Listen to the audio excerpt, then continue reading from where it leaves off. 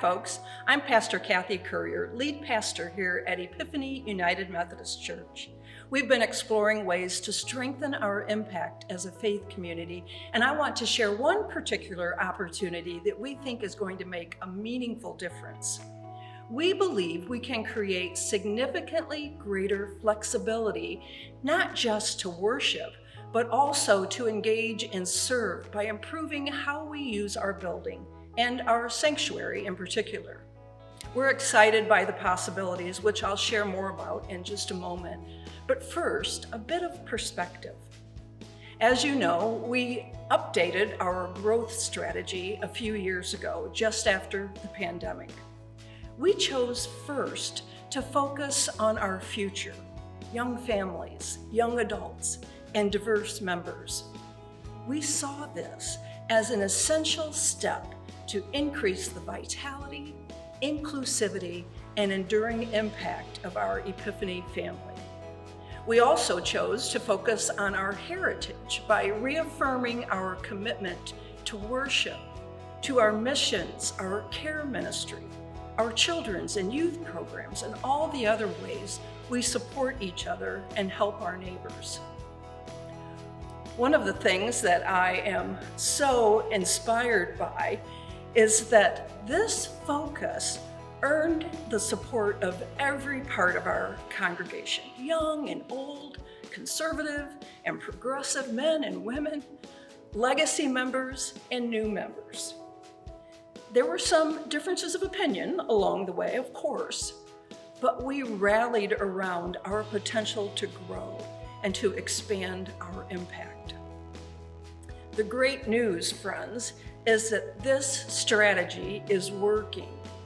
Our membership has grown over the past 5 years. We are currently the 6th largest United Methodist Church by attendance in West Ohio, up from about 13th place 5 years ago.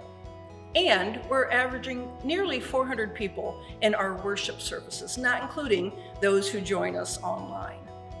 Our financial foundation has strengthened. This past year, for example, you pledged more than $800,000 to support our church and our missions, a 10% increase over the prior year.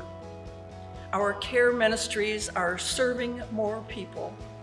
Our missions work is stronger than ever.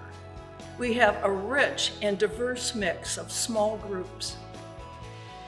And one of my favorite examples, we continue to help people on their faith journey.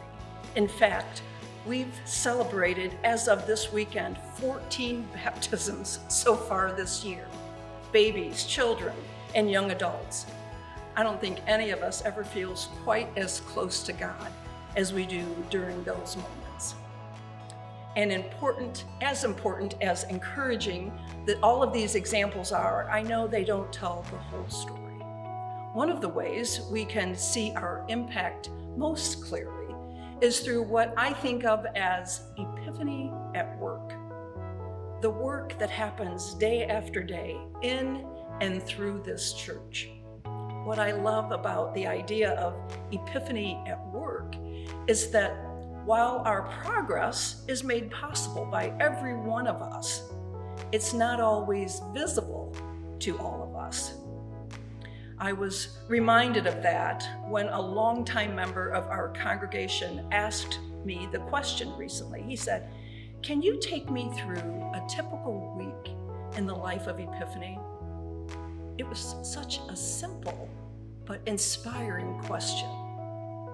I thought about it and started naturally with our worship services on the weekends, because those are the experiences that the majority of us share. I think of them as our anchoring experiences, the experiences that bring and hold us together. But I became even more energized as I thought about our lifting experiences, everything that happens in between our worship services throughout the week, so much of which happens right here in this building. For example, We Three Kings Preschool, the kids are here all day, Monday through Friday during the school year, and they also enjoy chapel here in the sanctuary.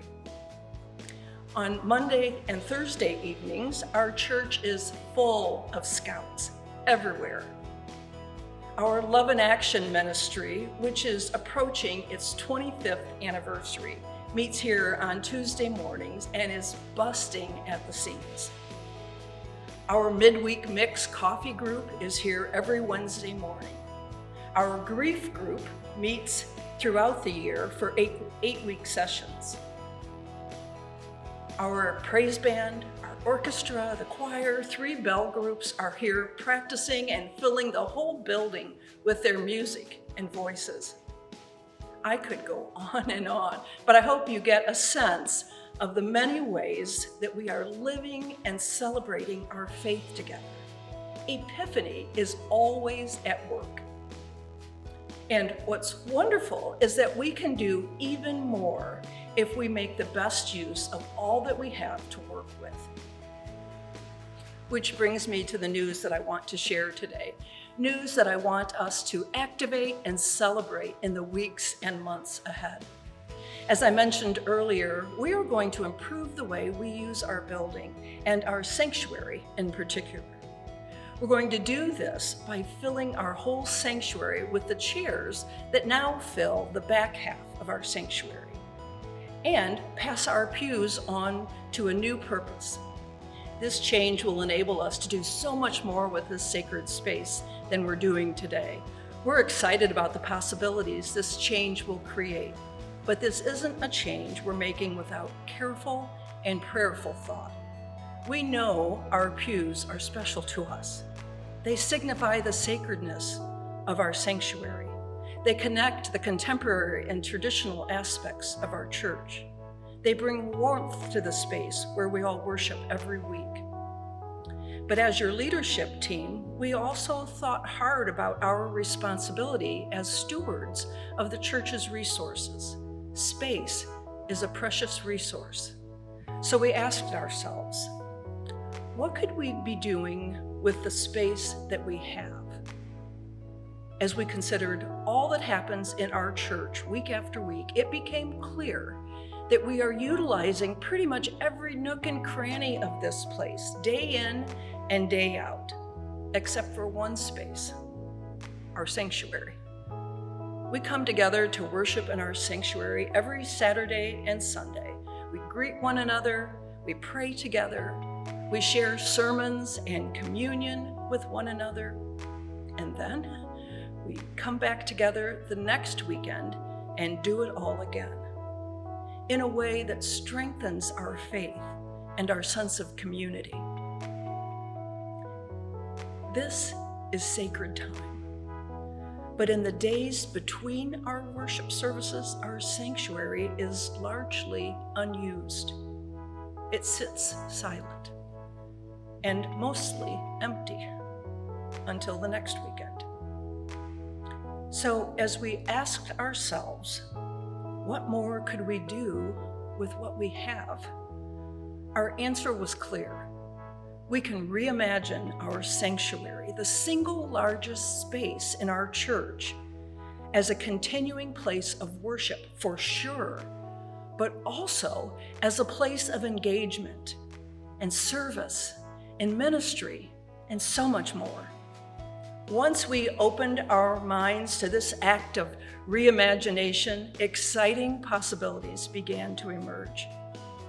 As we create more flexibility to reconfigure our space from week to week, maybe even day to day, we'll be able to meet a much wider range of needs.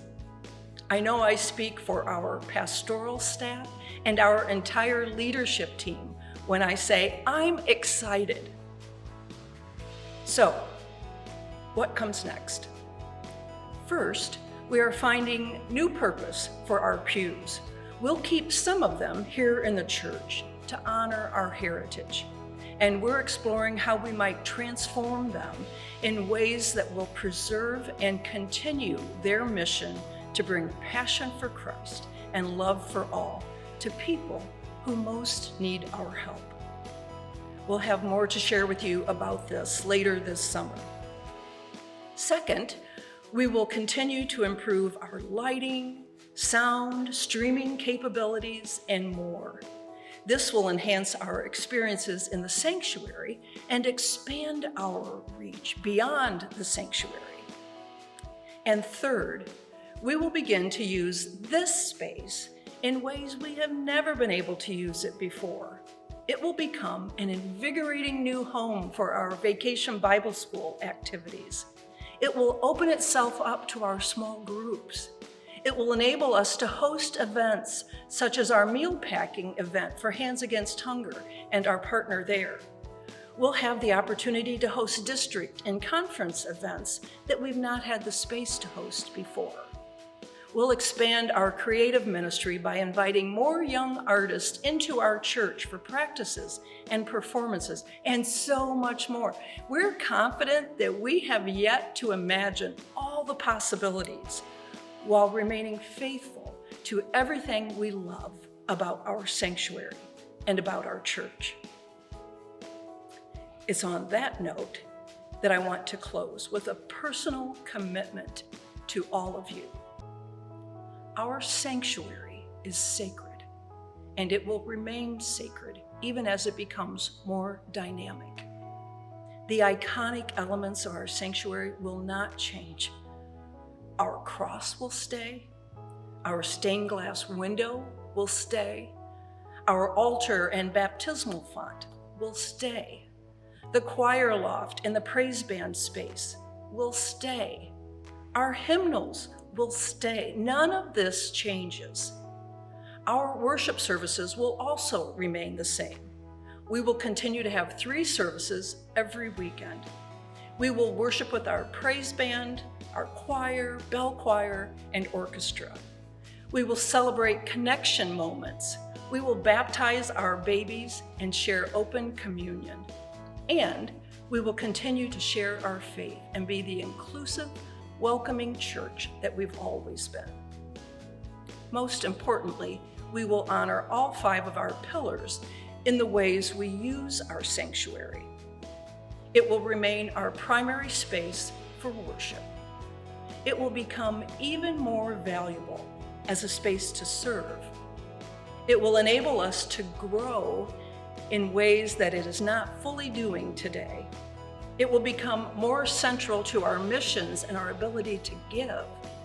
And it will become an even more welcoming space for those we invite to join us. Everything we love about Epiphany will stay the same. And everything we're capable of at Epiphany will just get better. Friends, I am so proud of this church and all of you. We live out our faith together every day, week after week. And when I think of what we do every day, Epiphany at work, and how much more we can do given our faith, our talents, our passions, and resources, I'm humbled and inspired, as I know you are. I encourage every one of you to help us imagine what's possible and to celebrate what's next. Thank you.